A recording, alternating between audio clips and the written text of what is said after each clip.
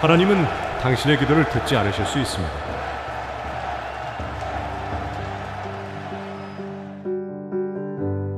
1949년 로스앤젤레스, 수만 명이 모인 대천막 아래서 빌리 그레함이 던진 이 한마디는 그 순간 모든 것을 바꿔놓았습니다. 청중들은 충격에 빠졌습니다. 기도하면 응답받는다고 믿던 사람들이 말입니다. 그날 밤 한 중년 여성이 눈물을 흘리며 집으로 돌아갔습니다.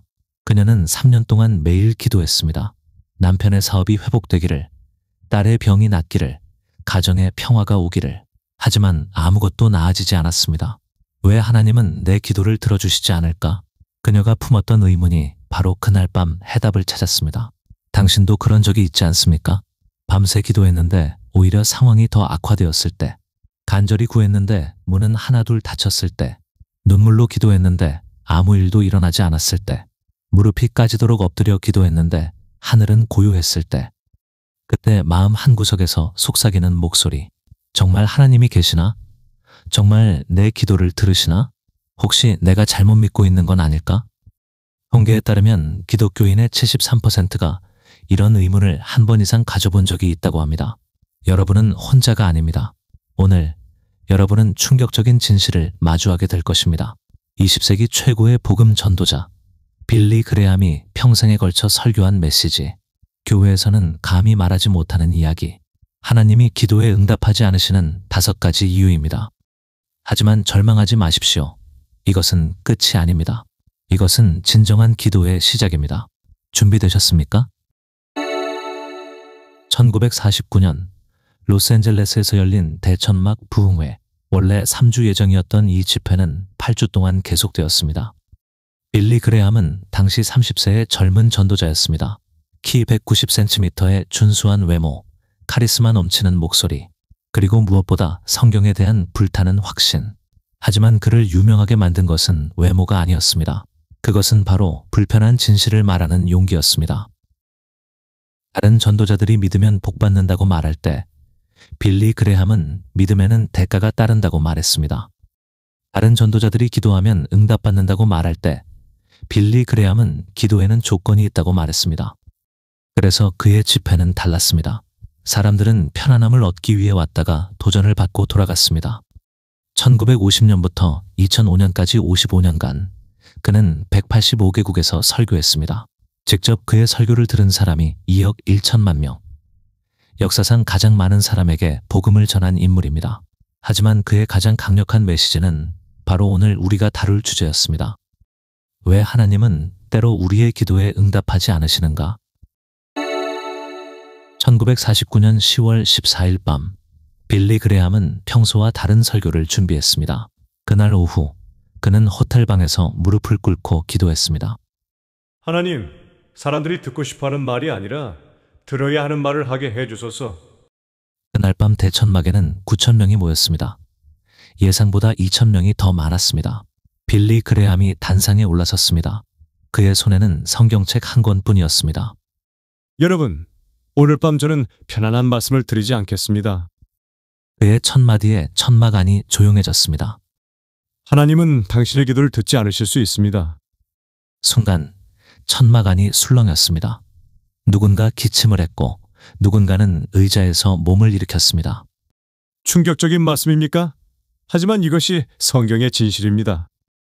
그날 밤 그는 이사야 59장 2절을 읽었습니다. 오직 너희 죄악이 너희와 너희 하나님 사이를 갈라놓았고 너희 죄가 그의 얼굴을 가리어서 너희에게서 듣지 않으시게 함이라. 그리고 그는 말했습니다. 하나님은 우리의 기도를 들으시지만 때로는 응답하지 않으십니다. 왜일까요? 그날 밤 2시간 동안의 설교 후 3천 명이 앞으로 나왔습니다. 그들은 자신의 기도 생활을 돌아보겠다고 다짐했습니다. 그중 한 명이 앞서 언급한 중년 여성이었습니다. 그녀는 나중에 이렇게 간증했습니다. 그날 밤 저는 깨달았습니다. 제가 하나님께 기도한 것이 아니라 하나님께 요구하고 있었다는 것을. 빌리 그레함이 평생에 걸쳐 설교한 기도에 응답받지 못하는 5가지 이유를 지금부터 살펴보겠습니다. 첫 번째 이유, 죄의 방치. 이사야 59장 2절. 빌리 그레함이 가장 가장 자주 인용한 구절입니다. 오직 너희 죄악이 너희와 너희 하나님 사이를 갈라놓았고, 그는 1952년 시카고 대회에서 이렇게 말했습니다. 당신이 알고 있는 죄, 그것을 붙잡고 있는 한 당신의 기도는 천장을 넘지 못합니다. 그날 한 사업가가 빌리 그레함을 찾아왔습니다. 목사님, 저는 매일 기도합니다. 사업이 잘 되게 해달라고, 가정이 화목하게 해달라고. 하지만 아무 일도 일어나지 않습니다. 빌리 그레함이 물었습니다. 당신이 알고 있는 죄가 있습니까? 그 사업가는 잠시 침묵했습니다. 있습니다. 세금을 속이고 있습니다. 하지만 모든 사업가가 그렇게 합니다. 빌리 그레함은 조용히 말했습니다. 그것이 답입니다. 하나님은 모든 사업가를 보시는 것이 아니라 당신을 보고 계십니다. 우리는 종종 이렇게 생각합니다. 이 정도는 괜찮지 않을까? 하나님이 이해해 주시지 않을까? 나만 이런 것은 아니잖아. 다른 사람들도 다 이렇게 해. 하지만 빌리 그레함은 단호했습니다. 하나님은 타협하지 않으십니다. 죄는 죄입니다. 작은 죄도 하나님과 우리 사이를 가로막습니다. 그는 1955년 글래스고 대회에서 이런 비유를 들었습니다. 죄는 전화선의 잡음과 같습니다. 아무리 크게 말해도 상대방이 듣지 못합니다. 선명한 통화를 위해서는 잡음을 제거해야 합니다. 시편 66편 18절은 이렇게 말합니다. 내가 내 마음에 죄악을 품으면 주께서 듣지 아니하시리라. 빌리 그레함은 구체적으로 말했습니다. 거짓말, 음란함, 분노, 시기, 교만, 탐욕. 이런 것들이 우리와 하나님 사이를 막습니다. 하지만 그는 절망적인 메시지만 전하지 않았습니다. 회개하십시오. 그러면 하나님은 다시 들으실 것입니다. 요한일서 1장 9절의 약속을 인용하며 말했습니다. 만일 우리가 우리 죄를 자백하면 그는 미쁘시고 의로우사 우리 죄를 사하시며 우리를 모든 불의에서 깨끗하게 하실 것이요. 두 번째 이유, 용서하지 않는 마음. 1957년 뉴욕 메디슨 스퀘어 가든에서 빌리 그레함은 이런 일화를 들려주었습니다. 한 여성이 찾아와 말했습니다.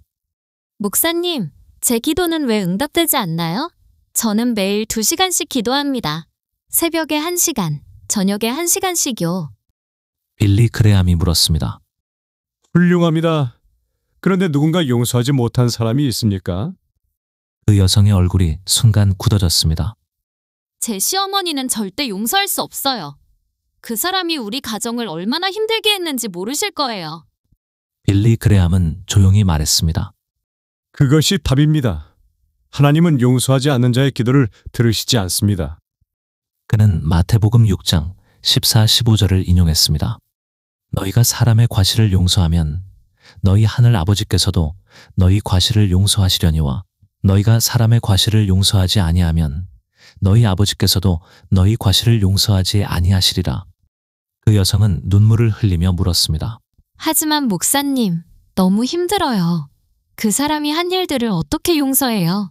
빌리 그레함은 자신의 경험을 나누었습니다. 저도 1960년대 민권운동에 참여했을 때 많은 비난을 받았습니다. 교회에서조차 저를 배척했습니다. 용서하기 어려웠습니다. 그는 계속 말했습니다. 하지만 깨달았습니다.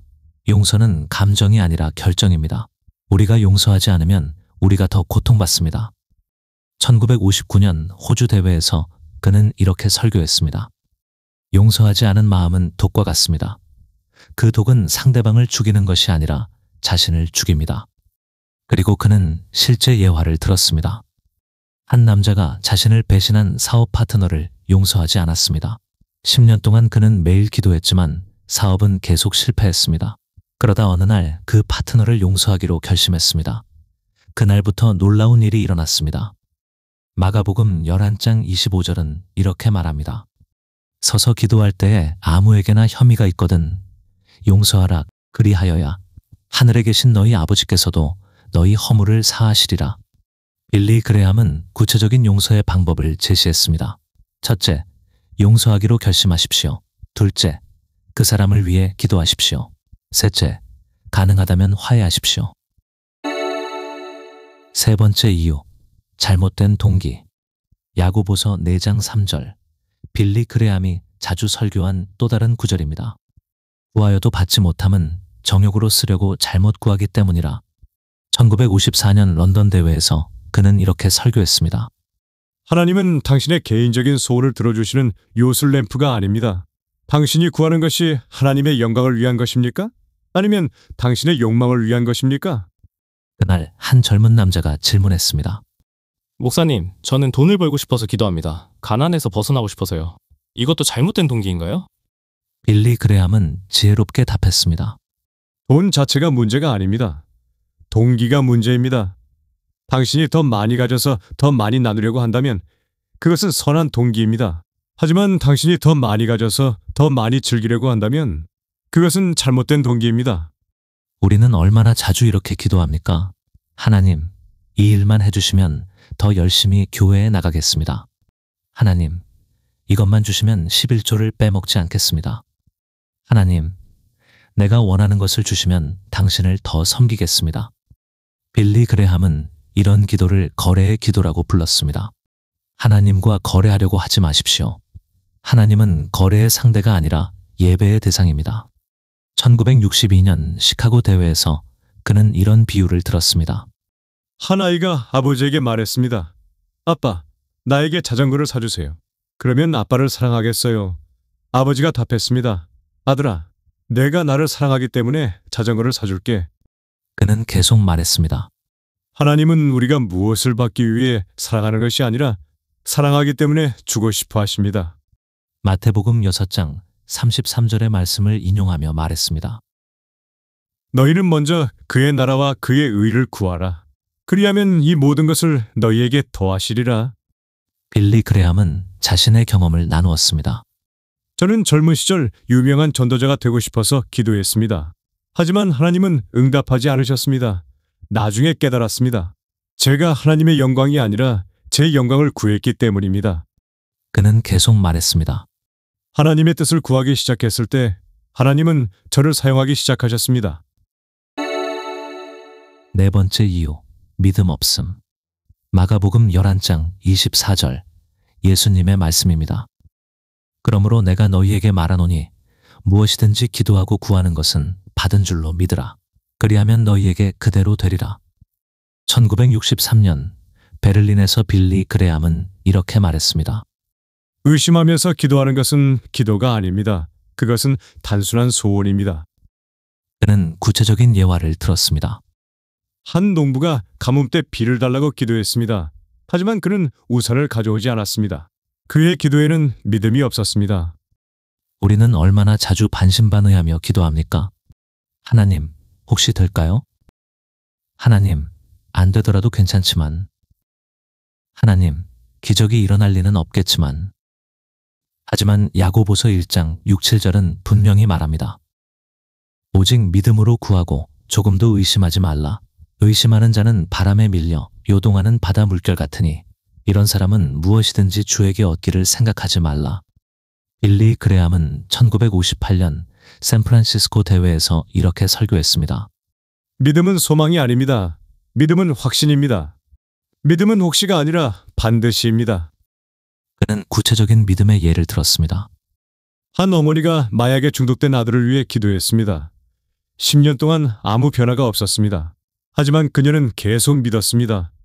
그리고 11년째 되던 해 그 아들이 완전히 변화되었습니다.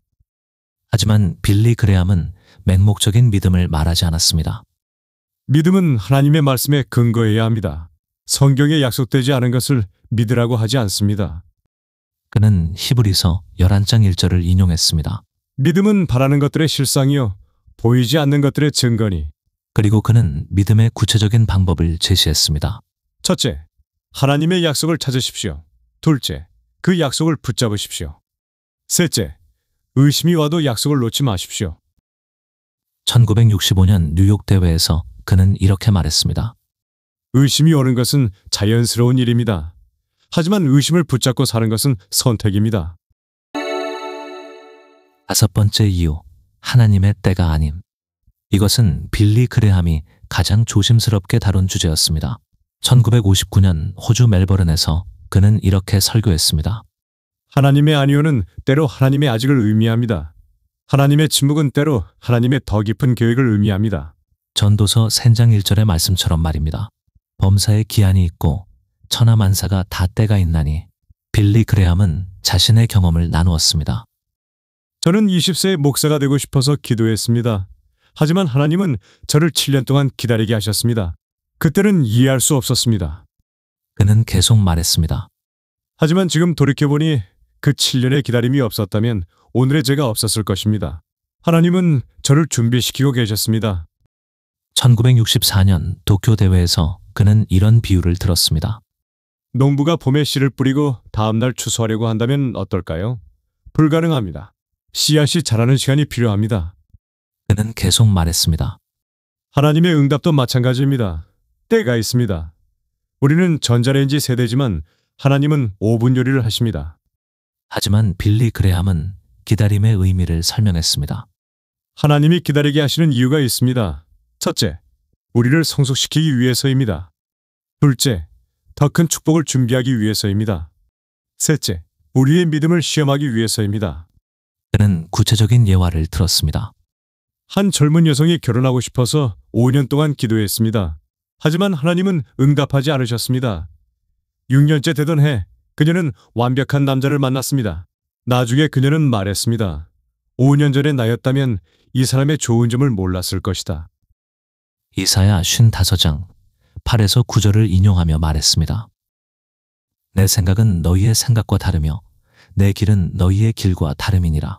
이는 하늘이 땅보다 높음같이 내 길은 너희의 길보다 높으며 내 생각은 너희의 생각보다 높음이니라. 빌리 그레함은 기다림의 자세를 가르쳤습니다.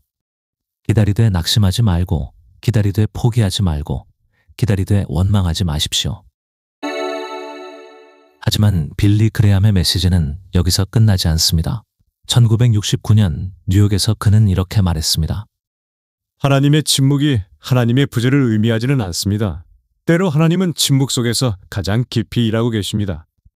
성경 속 인물들을 보십시오. 다윗은 시편 13편에서 이렇게 부르짖었습니다. 여호와여 어느 때까지니이까? 나를 영원히 잊으시나이까?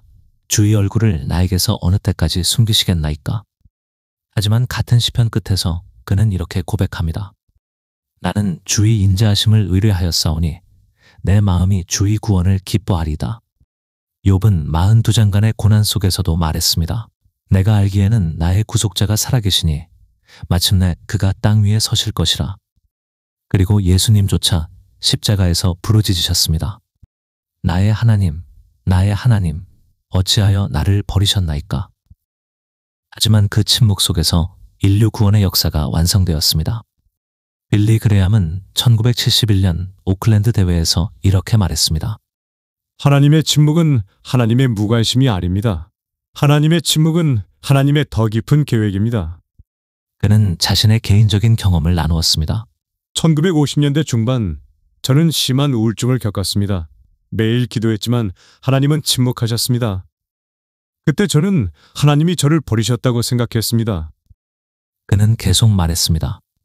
하지만 그 침묵의 시간이 저를 더 깊이 있는 전도자로 만들었습니다. 고통을 겪어보지 않은 사람은 고통받는 사람을 위로할 수 없습니다. 하박국 선지자의 고백을 인용하며 말했습니다. 비록 무화과 나무가 무성하지 못하며 포도나무에 열매가 없으며 감람나무에 소출이 없으며 밭에 먹을 것이 없으며 우리의 양이 없으며 외양간에 소가 없을지라도 나는 여호와로 말미암아 즐거워하며 나의 구원의 하나님으로 말미암아 기뻐하리로다. 빌리 그레함은 말했습니다. 하나님의 응답은 세 가지입니다. 예, 아니요, 기다려라. 세 가지 모두 사랑의 응답입니다. 때로 하나님의 아니오는 더 큰 축복을 위한 준비입니다. 때로 하나님의 기다려라는 우리를 더 깊이 성장시키기 위함입니다. 시편 84편 11절은 이렇게 약속합니다. 여호와 하나님은 해요 방패이시라. 여호와께서 은혜와 영광을 주시며 정직하게 행하는 자에게 좋은 것을 아끼지 아니하실 것임이니이다. 그렇다면 오늘 우리는 어떻게 기도해야 할까요? 빌리 그레함은 1974년 로잔 대회에서 이렇게 말했습니다. 기도는 우리가 하나님을 바꾸는 것이 아닙니다. 기도는 하나님이 우리를 바꾸시는 것입니다. 그는 진정한 기도의 5가지 원칙을 제시했습니다.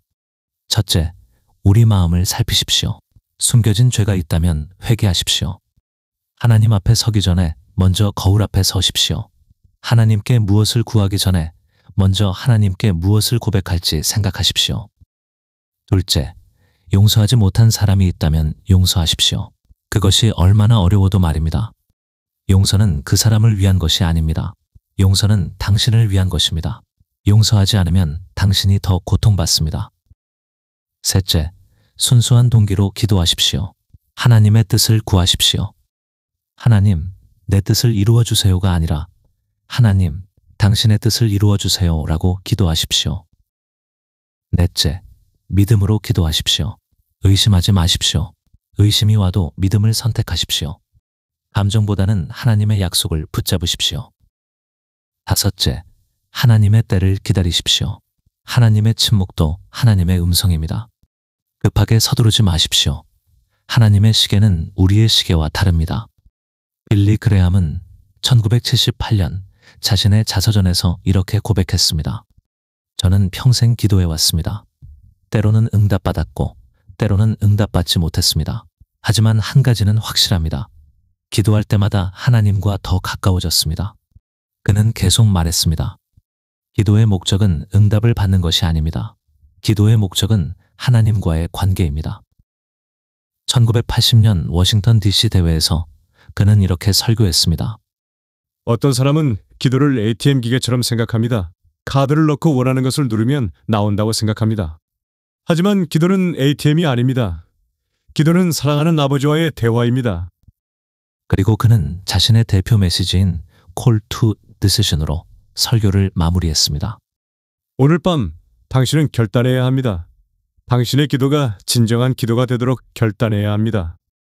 더 이상 요구하는 기도가 아니라 순종하는 기도를, 더 이상 받으려는 기도가 아니라 드리는 기도를, 더 이상 내 뜻을 구하는 기도가 아니라 하나님의 뜻을 구하는 기도를 하십시오. 오늘 우리는 불편한 진실을 마주했습니다. 하나님은 때로 우리의 기도에 응답하지 않으십니다. 죄를 방치했을 때, 용서하지 않았을 때, 잘못된 동기로 구했을 때, 믿음 없이 기도했을 때, 그리고 하나님의 때가 아닐 때. 하지만 그것이 절망의 이유는 아닙니다. 그것은 더 깊은 기도로 나아가는 시작점입니다. 빌리 그레함이 2018년 세상을 떠나기 전 마지막으로 남긴 말이 있습니다. 기도는 하나님의 마음을 바꾸는 것이 아닙니다. 기도는 우리의 마음을 하나님의 마음에 맞추는 것입니다. 하나님은 당신의 기도를 들고 계십니다. 응답하지 않으시는 것이 아니라 당신에게 가장 좋은 것으로 응답하고 계십니다. 오늘 밤 당신의 기도가 다시 시작됩니다. 진정한 기도가 시작됩니다. 더 이상 하나님께 요구하지 말고 하나님께 순종하십시오. 더 이상 받으려고만 하지 말고 드리려고 하십시오. 더 이상 내 뜻만 구하지 말고 하나님의 뜻을 구하십시오. 그때 당신은 깨닫게 될 것입니다. 하나님은 언제나 당신의 기도를 들고 계시며 언제나 당신에게 가장 좋은 것으로 응답하고 계시다는 것을 지금 이 순간도 말입니다.